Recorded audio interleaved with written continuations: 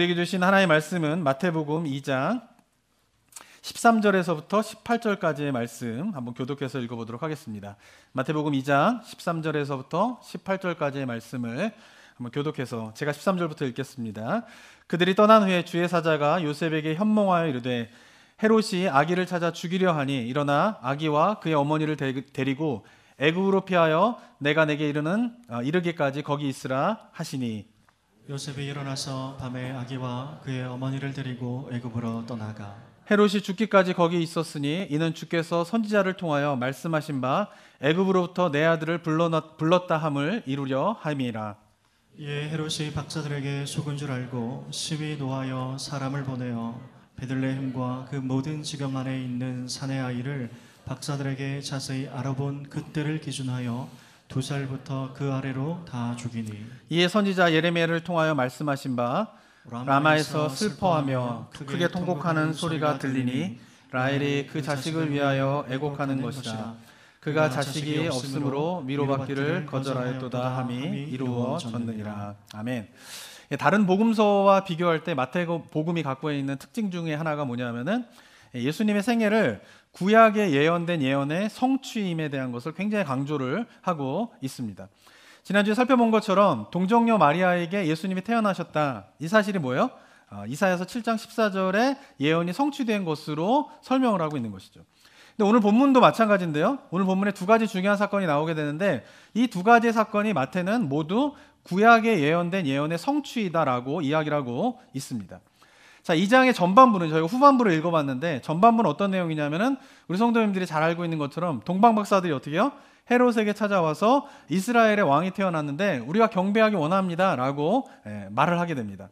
헤롯은 왕이 태어났다라고 하는 말에 전혀 영문을 알지 못해서 막 사람들을 불러다가 알아보니까 베들레헴에 이제 유대인의 왕이 태어난다라고 하는 소식을 듣고 이제 어떻게 해요?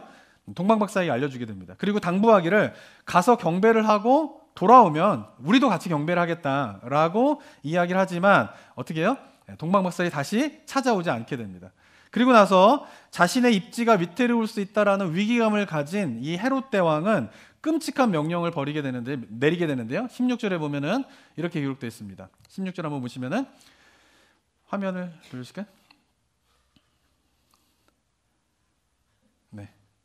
16절 한번 읽어볼까요? 시작. 이에 헤롯이 박사들에게 속은 줄 알고 심히 노하여 사람을 보내어 베들레헴과 그 모든 지경 안에 있는 사내 아이를 박사들에게 자세히 알아본 그때를 기준하여 2살부터 그 아래로 다 죽이니. 네, 박사들이 어떻게 돌아오지 않아요. 그래서 헤롯이 속은 줄 알고 노하여서 내린 명령이 뭡니까? 베들레헴에 태어난 아이들 2살 미만의 아이들을 다 죽이게 되는 그런 끔찍한 명령을 이제 내리게 되게 됩니다. 근데 이때 주의 사자가 요셉에게 현몽하여서 어떻게 하냐면은 헤롯이 2살 미만의 아이를 다 죽이게 되니까 아내인 마리아와 아기 예수를 데리고 애굽으로 피난을 가라라고 명령을 하여서 요셉과 마리아와 예수님은 애굽으로 피난을 가는 일이 이제 일어나게 되게 됩니다.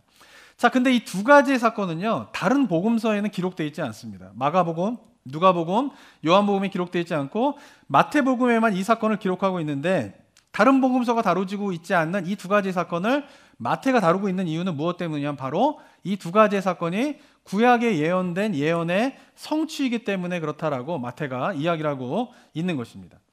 자, 그런데 여기서 한번 우리가 생각해 봐야 할 건 뭐냐면 지난 시간에도 말씀드린 것처럼 구약에서 예언되어서 신약에 성취되었다라고 하는 이 성경의 예언과 성취에 관한 부분들을 한국 전통적인 개념 속에서의 예언의 개념으로 읽게 되면 문제가 생기게 된다라고 하는 것이에요. 자, 오늘 본문도 마찬가지인데요.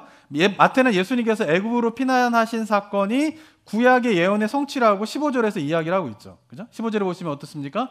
헤롯이 죽기까지 거기 있었으니 이는 주께서 어떻게 해요?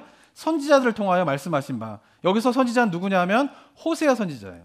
어떻게 얘기했냐면 호세아 선지자가 애굽으로부터 내 아들을 불러내었다. 그 말을 한 것을 이루어진 것이다 라고 이야기를 하고 있는 것이죠.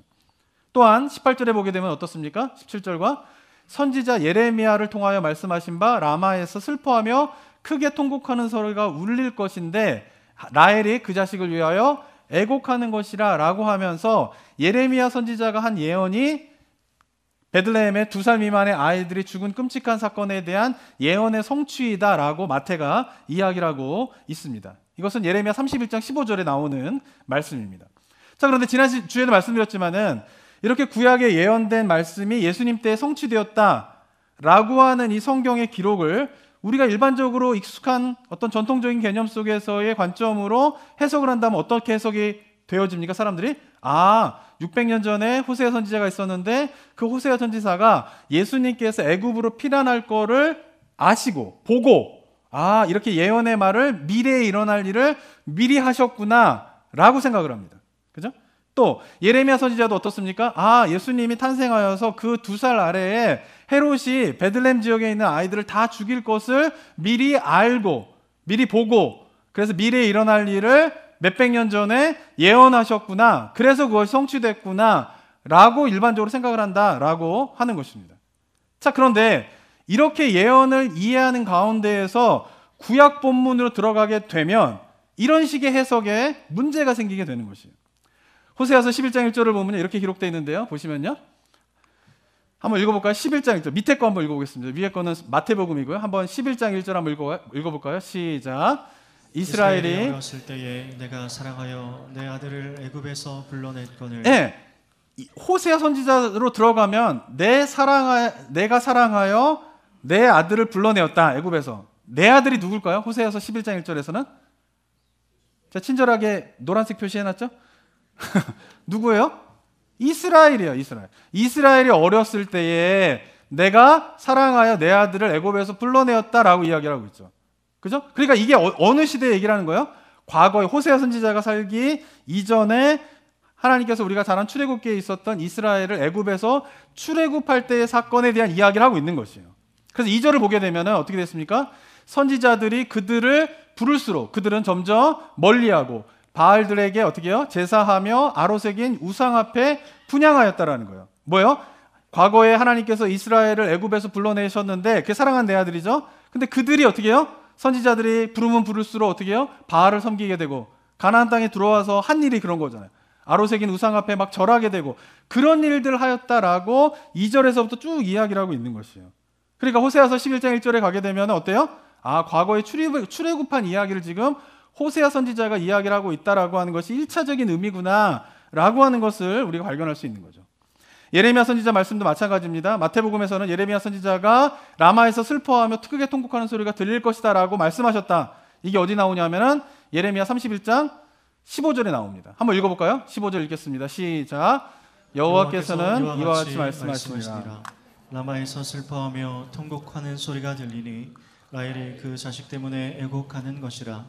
그가 자식이 없어져서 위로받기를 거절하는도다. 네, 라마가 어디냐면요, 베들레헴의 근처에 있어요. 라마가. 그러면 왜 라마에서 슬퍼하는데 라헬이 슬퍼하냐라고 했을 때는 창세기 35장 19절에 보면은 라헬이 죽음에 에브랏 곧 베들레헴 길에 어떻게 해요? 장사되었어요. 그죠? 베들레헴 길목에서 베냐민을 낳고 라헬이 죽게 되잖아요. 그래서 베들레헴 근처에 라헬의 무덤이 있는 거예요. 그리고 이 라마라고 하는 것은 어떤 곳이냐면은 예레미야 선지자가 어디요? 활동했던 곳이에요. 예레미야 선지자의 집이 라마입니다. 그 라마를 중심으로 예레미야 선지자가 활동을 하게 됩니다.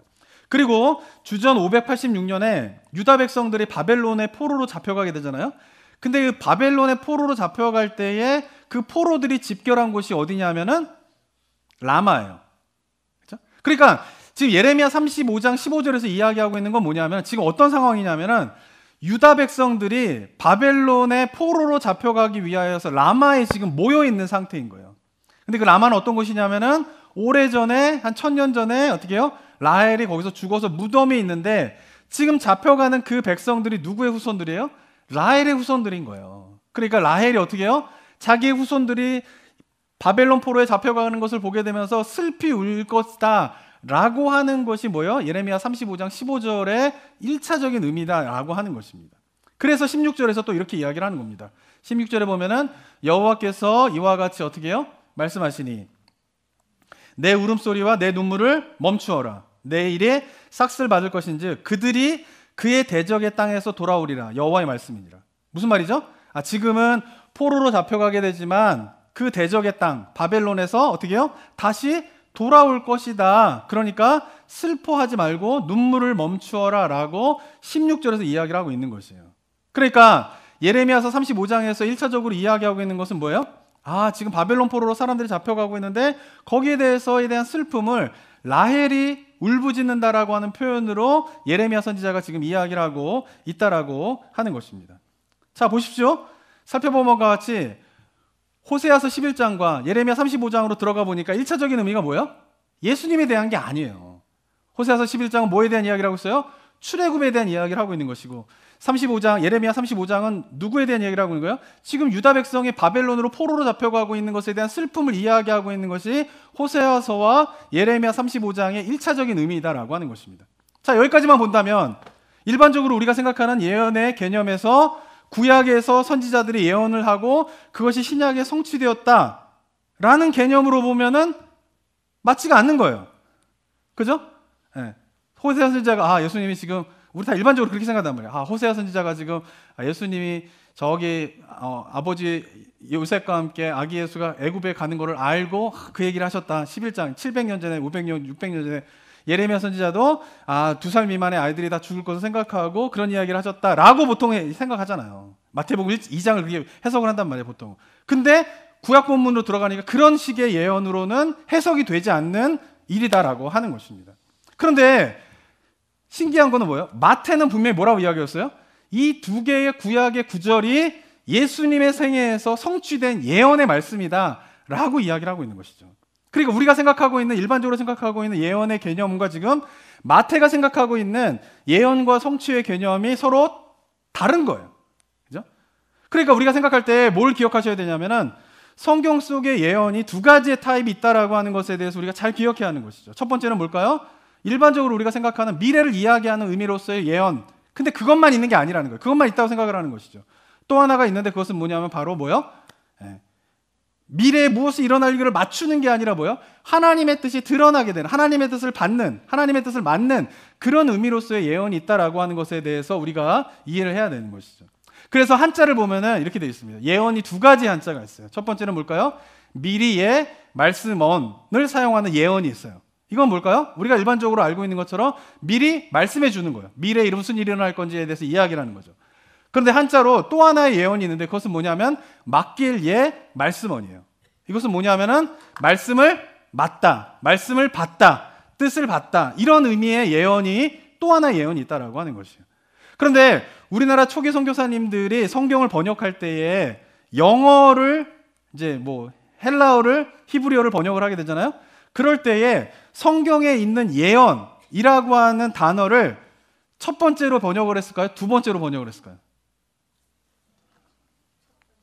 두 번째예요. 네, 두 번째. 첫 번째, 두 번째가 지금 잘 따라오고 계시는 거죠? 첫 번째는 뭐예요? 우리가 일반적으로 알고 있는 무엇인가 미래에 일어날 일을 미리 예언하다라는 예언이에요. 근데 주로 번역을 할 때 이거는 prediction이죠. prediction 해주는 거. 영어로 보면, 그죠? 근데 성경에 보면 이걸 prediction이라고 번역하지 않고 prophecy란 말이에요.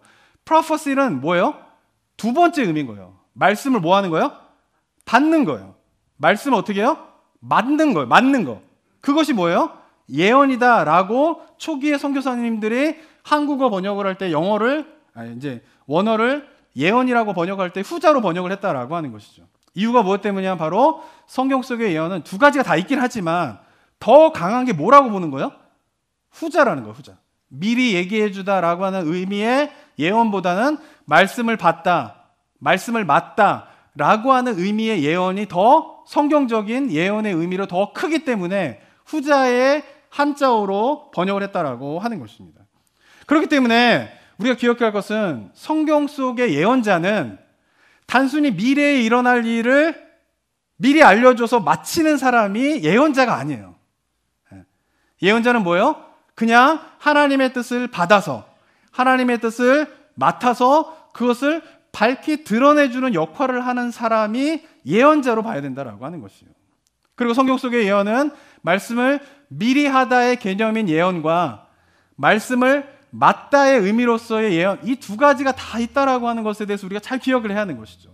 첫 번째로 미리 이야기하다의 의미의 예언은 지난 시간에 말씀드린 것처럼 이사야서 7장 14절에서 이사야 선지자가 이야기할 때 아하스에게 아들이 있을 것이다.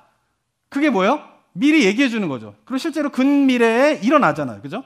그런데 두 번째 형태인 말씀을 받다, 말씀을 드러내다의 의미로서의 예언은 뭐예요?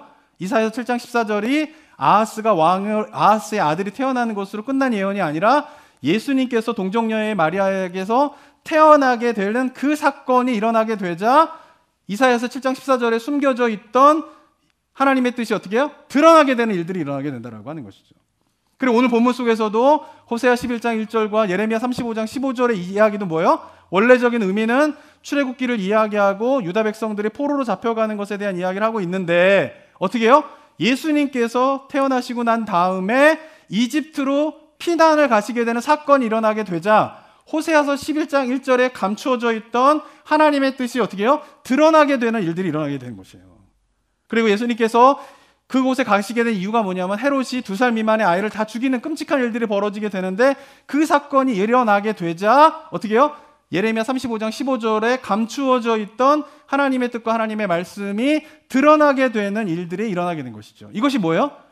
후자의 두 번째인 말씀을 맞다의 의미의 예언의 형태라고 볼 수가 있는 것입니다. 근데 중요한 것은 이 두 번째 형태인 말씀을 맞다의 의미로서의 예언은 어떻게 드러나냐면 그냥 미리 뭐 일어날 일을 구체적으로 막 일어나게 이렇게 하는 게 아니라 역사 속에서 일어나는 사건들을 통하여서 그 예언의 의미가 무엇인가가 이렇게 드러나게 되는 것이에요. 뭔가 역사가 진행되어져 가면서 일어나는 사건들을 통하여서 하나님의 뜻이 뭔가 이렇게 명확하게 드러나게 되는 것, 그것이 성경 속의 예언의 굉장히 중요한 포인트예요. 그걸 우리가 잘 이해하고 있어야 되는 것이죠. 이걸 어떻게 비유할 수 있을까 제가 고민을 하다가 우리 성도님들이 잘 좋아하는 거를 좀 해야겠다 싶어서. 우리가 좋아하는 게 뭐죠? 다이아몬드. 그죠? 다이아몬드 싫어하시는 분 있어요? 네. 근데 다이아몬드가 어떻게 이제 만들어지는지 아세요? 다이아몬드는요, 처음에 엄청나게 큰 광물체를 이렇게 캐내게 됩니다. 이 광물체가. 근데 1캐럿의 다이아를 만들기 위해서는 2톤의 광물체가 필요하대요. 이 광물체 안에 뭐가 있는 거예요? 저 안에 뭐 이렇게 박혀 있는 여러 가지 박혀 있는데 그 중에 뭐가 박혀 있어요? 다이아몬드 원석이 저렇게 박혀 있는 거예요. 다이아몬드 원석이 아닌 것도 있고 다이아몬드 원석인 것도 있고.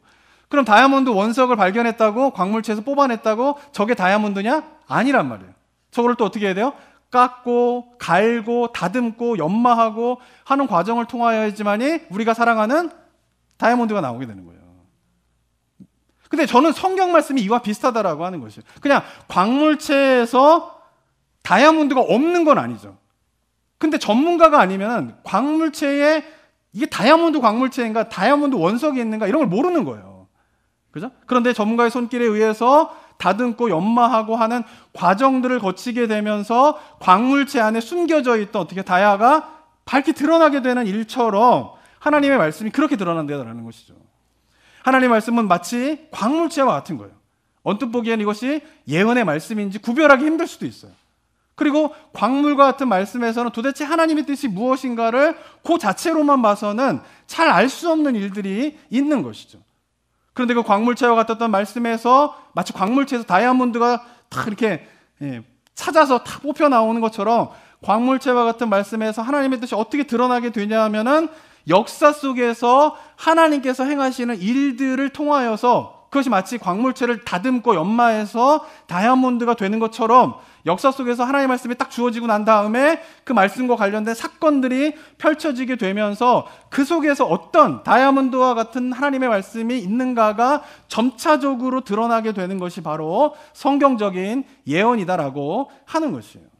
그리고 역사 속에서 하나님께서 행하시는 일을 통하여서 기록된 말씀의 의미, 그 속에 담겨진 다이아몬드와 같은 말씀의 의미가 무엇인가를 하나씩 캐내고 발견하는 사람이 누구냐면 예언자인 거예요. 선지자인 것이에요. 사도이들인 것이에요. 그러니까 단순히 점쟁이처럼 어느 시점에 서가지고 미래에 일어날 일이 이런 거야, 미래에 이런 일들이 일어나게 될 거야 라고 말해주는 사람들이 선지자, 예언자가 아니라 성경 속에 있는 하나님의 말씀이 주어지게 되고 역사 속에서 사건이 일어나게 되는데 그런 걸 통하여서 그 말씀 속에 숨겨진 하나님의 뜻을 이렇게 발견해내는 거죠. 맞게 되는 거죠. 그러면서 어떻게 해요? 감추어져 있던 하나님의 뜻이 점차 역사 속에서 사건들을 통하여서 하나님의 뜻이 명확해지고 드러나게 되는 그것을 그 일을 하는 사람이 뭐예요? 예언자이자 선지자이다라고 하는 사실에 대해서 우리가 기억을 해야 되는 것이에요. 자, 지난주에 이어서 이번 주에도 이 부분에 대해서 이야기하는 이유는 뭐냐면 이 마태복음에 말씀드린 것 처음에 제가 말씀드린 것처럼 이 마태복음의 굉장히 중요한 특징이 뭐냐면은 구약에 예언된 예언이 성취되었다라고 하는 거에 굉장히 포커스를 맞춰서 계속 이야기를 하게 돼요. 반복적으로 이야기를 하게 돼요. 근데 그 의미를 단순히 미래를 이야기하는 그런 식의 예언만 가지고 해석을 하면 해석이 되지 않는 본문이 된다라고 하는 것이에요. 근데 또 중요한 것은 뭐냐면은 이런 예언에 대한 의미, 성경적인 예언, 성경적인 예언자에 대한 인식이 잘못됐기 때문에 한국 교회에 계속 신앙적인 문제들이 일어나게 되는 거예요. 미래에 무슨 일이 일어날 것이다 라고 하는 것을 하나님으로부터 계시를 받았다. 그래서 나는 예언자다 라고 하는 사람이 계속 한국 교회에 등장하잖아요. 그 사람이 등장하더라도 한국 교회 사람들이 저런 건 예언 아니야. 저건 성경적인 예언자 아니야. 신경도 안 쓰면은 괜찮은데 어떻게 해요? 그런 사람 등장했다 그럼 구름대같이 사람들이 모여요. 말씀하십시오. 하나님도 계시 받았다. 뭐 예언 받았다. 그래서 한반도에 무슨 일이 일어날 거다. 전 세계에 무슨 일이 언제 무슨 일이 일어날 거다. 이런 것들을 뭐라 그러는 거예요? 하나님으로 받았다 그러면 다 예언이라고 생각하는 거예요. 그래서 하나님부터 저런 이야기를 들었으니까 예언자구나. 거기다가 이제 모아놓고 한번 촥 넘어뜨려가지고 싹 넘어지면은 더 구름대같이 모이고, 그죠? 계속 반복되는 거잖아요. 왜 이런 일이 일어나는 거예요? 예언자가 성경적인 의미가 무엇인가를 모르기 때문에 그걸 알면 저렇게 얘기하는 사람 거짓이네. 저 잘못된 거네. 딱 판단을 해야 되는데 그게 안 되고 있는 이유가 뭐냐면은 예언과 예언자에 대한 성경적인 개념을 올바로 이해하고 있지 못하기 때문에 그렇다라고 하는 것이에요. 저는 이곳에 계신 성도님들은 자칭 예언자라고 하는 사람들 쫓아다니지 않으시죠? 자칭 예언자라고 하는 사람 쫓아다니시나요? 아니시죠? 아니셔야 됩니다. 근데 자칭 예언자라는 사람에 막 휩쓸리지 않죠. 우리 성도님들은. 그죠? 그렇게 휩쓸리지 않다 손 치더라도 제가 이야기를 하면은 나는 그렇게 안 하는데 라고 생각할 수도 있지만, 근데 가만히 보면은 우리 성도님들이 기도하는 이유가 뭐예요? 하나님의 뜻을 구하기 위해서 기도하셔야 됩니다. 예? 맞나요? 내가 원하는 것만 얻어내려고 기도하는 거예요? 하나님의 뜻을 막 구하는 가운데에서 나의 필요를 채워주시는 게 하나님의 약속의 말씀이에요. 제가 틀렸나요? 내가 원하는 것 막 구해요. 하나님의 뜻 상관없이. 그럼 하나님께서 들어주신다고 성경 속에 기록되어 있습니까? 아니란 말이에요. 그걸 잘 알고 기도하고 간구하셔야 되는 거예요. 근데 그 자칭 예언자라고 하는 사람을 막 쫓는 신앙생활을 안 하고 계시지만은, 그러나 많은 성도님들이 어때요? 기도할 때에 하나님의 뜻을 찾을 때에 마치 점쟁이가 미래를 알려주는 것과 방식으로 하나님의 뜻을 알기 원해요. 하나님 이게 뭡니까? 그러면 그래 뭐다. 뭐 이런 점쟁이가 알려주는 것처럼 우리 애가 어느 대학을 가게 됩니까? 우리 애가 누구랑 결혼하게 됩니까? 뭐 이런 거. 우리가 지금 나중에 비즈니스가 어떻게 되게 됩니까? 하나님 뜻을 알려주십시오. 주님 뜻을 알기 원합니다. 라고 구하는데 정작 그 구하는 내용들을 보면 뭐예요? 점쟁이한테 가서 점집에 가가지고 도대체 애가 어디로 갑니까? A입니까? B입니까? 좀 알려주십시오. 그럼 점쟁이들도 시원하게 얘기해주잖아. A다. 용하잖아요. 그죠? 그리고는 맞으면 용하다. 근데 사람들이 재밌는 게 뭔지 아세요? 점쟁이가 A야. B입니까? A입니까? A야. 그러고 난 다음에 B야. 그럼 사람들이 까먹어요. 그러니까 점쟁이가 말하는 거에 10개면은 대여섯 개가 틀리거든요. 근데 틀린 건 잘 기억 못 하더라고요. 근데 맞춘 거는 용하다고 막. 근데 그런 식으로 하나님의 뜻을 묻는 크리스천들이 얼마나 많이 있냐라는 거예요. 마치 신비한 체험을 해가지고 미래에 무슨 일이 일어나게 된 것처럼 막 그런 것들을 알기 원하고 그런 식으로 하나님을 찾고 구하는 경우가 너무나 많이 있는데, 그것이 뭐냐면 바로 성경에서 이야기하고 있는 예언과 예언자의 의미가 무엇인가를 제대로 이해하지 못하기 때문에 그런 신앙의 패턴, 샤머니즘 방식인 신앙에서 벗어나지 못하는 일이 우리 가운데 계속적으로 일어나고 있다라고 하는 것입니다. 사랑하는 성도 여러분, 성경적 예언의 핵심은 뭡니까? 하나님의 뜻을 예언자가 받아서 그것을 선포하는 거예요. 근데 그 선포는 명확하게 무슨 일이 일어날 것이다 라고 하는 내용이 포함되어 있는 선포도 있지만, 많은 경우는 어떻게 해요? 선포하는 다음에는 할 때는 몰라요. 무슨 일이 벌어지는 건지, 무슨 일을 하시는 건지. 그런데 말씀드린 것처럼 역사 속에서 어떤 일들이 일어날 때마다 그 일들을 통하여서 그게 어떤 의미였구나, 하나님의 뜻이 이런 거였구나 라고 하는 것이 마치 광물체에서 다이아몬드가 하나씩 발견되어지는 것과 같은 일들이 뭐예요? 성경에서 이야기하는 예언자들이 하는 일이고, 그리고 뭐예요? 그것이 예언이다라고 하는 것이에요. 왜 그러면 하나님의 뜻을 좀 바로 알려주면 좋은데 이런 역사적인 과정들을 거치면서 하나님의 뜻이 드러나게 하시는가? 왜 하나님께서 역사적인 시간들을 보내야지만이 하나님의 뜻이 명확해지게 되는 이런 시간들을 가지시는가? 이유는 한 가지예요. 그것은 뭐냐? 바로 하나님의 말씀이 주어질 때에 그 말씀의 의미가 무엇인가를 우리 인간이 온전히 깨달을 수 있는 지혜가 없기 때문이에요. 우리 지혜가 너무 한계가 있기 때문에 하나님께서 말씀하시는 그 자체를 무슨 말이고 무슨 이야기인가를 봐도 받아들이지 못하기 때문에 그것을 깨닫는데 시간이 필요한 것이에요. 그래서 BC 1500년 전부터 예수님이 오실 때까지 한 1500년의 시간들 동안 구약 성경이 쓰여졌지만 그 구약 성경을 쓴 선지자나 이스라엘 백성들도 그게 무슨 말인지 정확하게 몰랐어요. 그런데 예수 그리스도가 오시게 되자 구약에 기록된 알지 못했던 내용들이 명확하게 드러나기 시작하는 거예요. 아, 예수님이 오셔서 보여주는 삶의 모습들을 보게 되면서 아, 구약에서 말씀하신 내용이 그런 내용이구나, 그런 내용이구나, 이런 내용이구나 라고 하는 것이 드러나게 되는 거예요. 마태가 지금 이야기하고 있는 그런 거예요.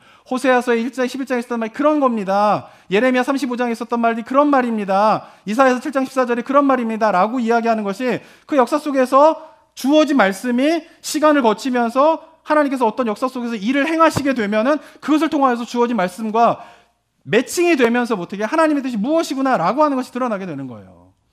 예수님도 3년 동안 이 땅에 계시면서 많은 말씀과 많은 이적을 행하시고 많은 가르침을 주셨지만은 3년 동안 계시는 동안 그것을 다 들은 제자들이 이해하지 못했어요. 그러니까 예수님이 십자가 돌아가시는 그 순간까지 제자들이 이해하지 못한 모습이 복음서에 보면 나오게 되잖아요. 그런데 예수님이 부활 승천하시고 난 다음에 2000년이라고 하는 세월이 흘러가게 되면서 그 속에서 뭘 깨닫게 돼요? 아, 주님이 말씀하신 내용이 이런 거구나 라고 하는 것이 뒤늦게 광물체에서 다이아몬드를 발견한 것 같은 일들이 계속적으로 일어나게 되는 것이에요. 예수님께서 나는 하나님이다 라고 이야기했을 때에 사람들이 이해하지 못했어요. 여호와 하나님도 하나님이고 예수님도 하나님이고 성령도 하나님이면 도대체 하나님이 누구야? 하나님이 어떤 분이야? 성경에서 말하는 하나님이 어떤 분이야? 라고 하는 사실에 대해서 깨닫는데 우리는 뭐라 그래요? 성경에서 말하는 하나님이 어떤 하나님이죠? 삼위일체 하나님이잖아요. 그죠? 우린 다 알고 있죠. 그죠? 근데 성부, 성자, 성령이 삼위면서 하나이신 하나님이시 바로 성경에서 말하는 하나님이구나 라고 하는 이 사실을 깨닫는데 400년이 걸려요. 기독교 역사를 살펴보면 400년 동안 사람들이 끊임없이 디베이트 하는 거예요. 토론하고 도대체 하나님이 누구냐? 하나님이 어떤 분이냐? 근데 그 토론했던 사람이 천재들이에요. 천재들. 기독교 역사서에서 교부에 보면 다 천재들이에요. 천재들. 그 천재들이 모여가지고 예수님의 말씀이 무엇이냐? 예수님이 하나님이라고 말씀하시고 도대체 어떤 의미냐? 근데 예수님 왜 돌아가셨느냐? 인간으로 오셨다라고 하는 건 도대체 어떤 의미냐? 성령님은 또 누구냐? 이거에 대해서 막 서로 이야기하고 토론하고 하는데 400년의 시간이 걸쳐가지고 성경 속에서 이야기하고 있는 하나님이 삼위일체 하나님이구나 라고 하는 것을 400년이 지나서 깨닫게 된다니까요. 그게 우리 인간이에요. 그게 우리가 갖고 있는 한계성인 거예요. 예수님께서 교회에 대한 이야기를 하셨죠. 근데 교회가 무엇인가, 교회가 어떻게 돼야 되는가 라고 하는 것을 인류가 중세 천년이라고 하는 로마 캐톨릭이 저는 실험한 거라고 생각하는데 실험한 교회의 실험이 실패했잖아요. 교회는 그렇게 가면 안 되는 거예요. 중세 천년의 로마 캐톨릭과 같은 교회로 가면 안 되는 거예요. 근데 그 천년의 시간들을 거쳐서 로마 캐톨릭이 실패하면서 그제서야 비로소 예수님이 이야기한 교회는 이런 곳이 되어야 하는 거야. 이런 것을 말씀하셨구나 라고 인류가 비로소 깨닫게 된다라고 하는 것이에요. 마태복음의 주제는 하나님의 나라 천국입니다. 우리가 마태복음 공부하면서 이 부분에 대해서 많이 묵상을 해야 되는데 이 하나님의 나라 천국도요. 한 1900년의 시간을 거쳐서야지 예수님께서 이야기하신 하나님의 나라가 이런 거였구나 라고 하는 것을 비로소 알게 되는 거예요. 지금 하나님의 나라의 결론은 뭐냐면은 already, 이미 도래하셨어요. 그런데 not yet, 아직 완성되지 않은 거예요. 이게 뭐야? already, not yet. 이것이 하나님의 나라를 정의하는 굉장히 중요한 키워드거든요. 지금 이거를 깨닫게 되는데 1900년이 걸렸어요. 1900년대 초에서야 그동안 하나님의 나라가 무엇인지 이렇게도 해보고 하나님의 나라가 무엇인지 이렇게도 해보고 사람들이 막 하다가 결국에서는 1900년대 초에야 그래 하나님의 나라는 이미 도래했지만 그러나 아직 오지 않은, 아직 완성되지 않은 already, not yet, 이것이 성경에서 이야기하고 있는 하나님의 나라이구나 라고 하는 것을 1900년의 시간이 흘러서야지만이 비로소 깨달을 수 있게 되었다라고 하는 것입니다. 그렇기 때문에 우리가 기억해야 할 것은 뭐냐면 하나님의 뜻을 우리가 신비한 체험 한번 하고 예언받았다 그러고 나와가지고 이게 하나님의 뜻입니다 라고 이야기하는 예언자들의 말에 휩쓸리면 다 가짜인 걸 아셔야 돼요. 이미 성경 속에서 수천 년의 세월 동안 역사하신 하나님의 역사가 무엇인가를 성경에 다 기록하고 있는데 무슨 새로운 예언이 또 필요합니까? 무슨 새로운 계시가, 여기 있는 거 깨닫는데도 시간이 부족한데 무슨 새로운 예언이 필요하고 무슨 새로운 계시가 필요하겠어요. 근데도 끊임없이 말세가 되면 사람들이 어수선해지고 마음이 힘들고 어려우면 계시를 받았다, 하나님부터 예언을 했다라고 하는 사람이 등장하게 되고 거기에 사람들이 구름같이 몰리게 되고, 그런 사람들의 대부분의 특징은 뭐냐면은 하나님의 뜻을 구할 때에 하나님의 방법대로 뜻을 구하는 것이 아니라 뭔가 샤머님적인 방식으로 뜻을 구하며 찾던 사람이 그런 사람을 만나면은 정말 하나님이 보낸 사람을 만났구나라고 하면서 휩쓸리게 된다라고 하는 것입니다. 사랑하는 성도 여러분, 지금 우리에게 필요한 것은 미래에 대한 새로운 예언이 아니라 이미 역사 속에서 하나님의 일하심을 기록한 성경을 통하여서 하나님께서 우리에게 주시고자 하는 뜻이 무엇인가, 그것을 발견하는 거예요. 그게 깨달아지면 미래가 보이는 거예요. 미래를 알고 싶으십니까?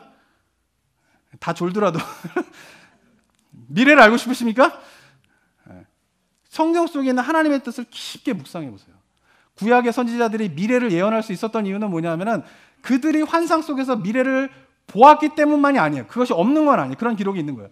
많은 사람들은 주어진 과거 속에, 주어진 환경 속에서 선지자들이 하나님의 말씀을 깊이 묵상하는 가운데에서 이야기를 하게 되면은 그것이 뭐가 되는 거예요? 미래에 일어날 일로서 선지자의 예언이 되는 경우가 되게 많아요. 그러니까 하나님의 뜻을 알게 되면 어떻게 해요? 미래가 보이는 거예요. 그런데 이렇게 역사 속에서 일어나게 되는 하나님의 일하심들이 왜 중요하냐면은, 역사에 별로 관심 없는 분 많잖아요, 여기, 그죠? 중요한 내 삶이잖아요, 내 삶. 그죠? 근데 그 역사 속에서 하나님의 뜻이 어떻게 드러나게 되는가를, 이거를 보게 되면은 우리의 삶에도 그렇게 하나님의 뜻을 발견되어진다라고 하는 사실에 대해서 우리가 알 수 있기 때문에 그래요. 정말 저도 이제 목사가 됐지만 20대 때 제가 얼마나 큰 은혜를 받았겠습니까? 주님 앞에서. 제가 저의 삶을 주님 앞에 드리겠습니다, 막 이렇게 헌신하고 막 이럴 정도가 되면은 얼마나 큰 은혜를 받았겠어요. 깨달음들이 얼마나 컸겠어요. 그죠? 그래서 20대 때 막 은혜 받고 깨닫고 주님을 위해 살겠습니다. 전 준비가 다 돼 있습니다. 말씀만 하시면 제가 하겠습니다. 저를 사용해 주십시오. 막 이렇게 헌신하며 막 기도했단 말이에요, 제가. 근데 20대 때 정말 다 하는 줄 알았어요. 근데 그 깨달았던 깨달음이 30대가 되니까 달라요. 그게 뭐냐면 아예 뭐 새로운 거라는 의미가 아니라요. 말로 표현하면 20대 때 깨달은 거나 30대 때 깨달은 거나 똑같을 수 있어요. 하나님은 나를 사랑하십니다. 어쩌면 하나님은 나와 함께 하십니다. 주님은 나의 죄를 위해서 죽으셨습니까? 적으면 그래요. 근데 20대 때에 하나님이 나를 사랑하신다라고 하는 것을 깨닫는 것과 인생을 살면서 30대, 40대, 50대에 들어서게 되면서 하나님이 나를 사랑한다라고 하는 말 자체는 완전히 다른 개념이에요. 인생을 살아가게 되면서, 경험을 하게 되면서 하나님의 말씀 하나하나가 내 심령 가운데, 내 영혼 가운데 똑같은 명제이지만, 똑같은 문장이라 할 수 있지만 그거 자체가 내 영혼 가운데에 들어오는 것이 다른 거예요. 그러면서 하나님의 뜻이 어떻게 해요? 명확하게 지는 거예요. 아, 주님 나와 함께 하시는구나. 이 확신은 제가 20대 때 가지고 있던 확신과 지금 한 30년 정도의 목회 생활을 하게 되면서 깨닫게 된, 아, 하나님이 나와 함께 하시는 거구나 라고 하는 것은 완전히 다른 이야기예요. 시간이 역사가 지나가면서부터 깨닫게 되는 게 다르단 말이에요. 신앙생활 하면서 처음에 1, 2년 동안 얼마나 은혜를 받습니까? 그럼 막 열심히 기도하면 막 은혜 받고 눈물 나고 막 하죠. 근데 그렇게 은혜 받은 초기와 또 신앙생활 하면서 10년, 20년이 지나게 되면서 깨닫게 된 하나님의 은혜와 이런 것들은 완전히 새로운 거예요. 새로운 거. 그러면서 어떻게 됩니까? 시간이 갈수록 마치 광물체에서 다이아몬드가 발견되어진 것 같이 나의 인생 속에서 20년, 30년, 40년 점점 하나님 앞에서 신앙생활하는 가운데에서 마치 다이아몬드와 같은 하나님의 뜻이 하나씩 발견되어지게 되면서 그 하나님의 뜻을 깨닫고 거기에 내가 예전에는 막 억지로 했다면은 막 동의하고 막 자발적으로 거기에 순종하고 막 이러면서 주님과 동행하게 되는 신앙이 바로 기독교의 신앙이고 예수님의 제자들이 살아가야 될 삶의 모습인 것입니다. 저는 바라기는 우리 성도님들이 그런 삶을 살아가게 되기를 원합니다.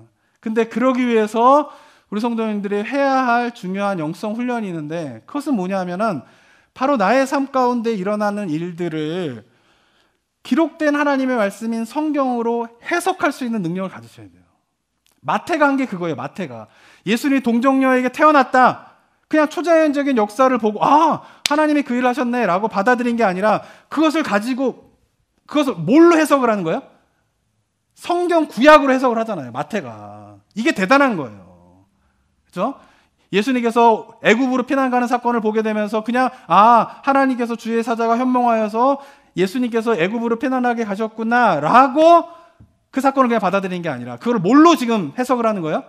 구약으로 해석을 하는 거예요. 그래서 호세아서 11장 1절의 말씀을 보니까 이게 예수님의 그것을 이야기하고 있는 성경이구나라고 현상을, 사건을 말씀으로 해석하는 것을 마태가 지금 하면서 기록을 하고 있다라고 하는 것이에요.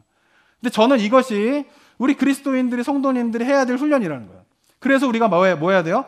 말씀 묵상하는 거예요. 큐티하는 이유도 거기에 있는 거예요. 말씀 묵상을 꾸준히 하다 보면은 말씀 속에 있는 깨달음들이 쌓이게 되면 어느 순간 삶 가운데 무슨 사건이 터지게 되면은 그 사건을 자기가 그동안 말씀 묵상한 것으로 해석을 할 수 있게 되는 거예요. 자꾸 연결고리를 찾으셔야 돼요. 그래야 그것이 기도의 제목이 되고 그렇게 하나님의 뜻과 해석되어지는 것을 바탕으로 기도하게 될 때에 우리가 어떻게 해요? 하나님의 뜻이 여러분 삶들 가운데 임하게 되고 하나님의 뜻이 여러분의 삶을 책임지게 되는 그런 은혜를 경험하게 될 줄을 믿습니다. 사랑하는 성도 여러분, 우리 성도님들이 신앙의 연수가 더해가게 되면서 정말 하나님의 뜻이 더 깨달아지고 선명해지게 되고 광물체에서 정말 다이아몬드를 발견한 것 같은 그런 은혜가 있게 되기를 원합니다.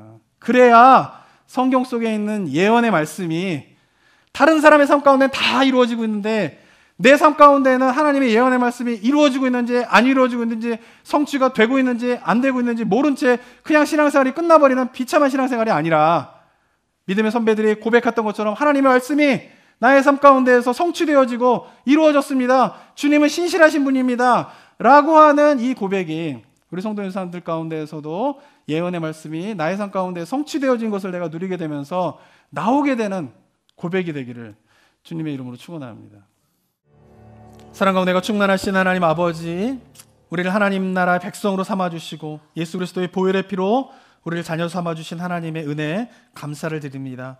그 자녀들에게 하나님의 뜻을 감추지 아니하시고 밝히 드러내 보이시는 하나님의 마음을 깨달아 우리가 그 주님의 뜻을 알기를 더욱더 갈망하고 사모하는 심령 되게 하여 주시옵소서. 정말 목마른 사슴이 그 물을 찾기에 갈급한 같이 나의 영혼이 주님의 뜻을 찾기에 갈급한 심령으로 주님의 뜻을 찾는 우리 모두가 되게 하여 주시옵고, 그럴 때에 하나님께서 보여주시는 방식 그대로 우리가 차근차근 정말 우리의 삶을 살아가는 동안에 우리에게 보여주신 하나님의 뜻을 하나씩 발견하고 깨닫게 되는 은혜가, 그 기쁨이 충만한 삶이 우리 성도님들의 삶의 모습 되게 하여 주시옵소서.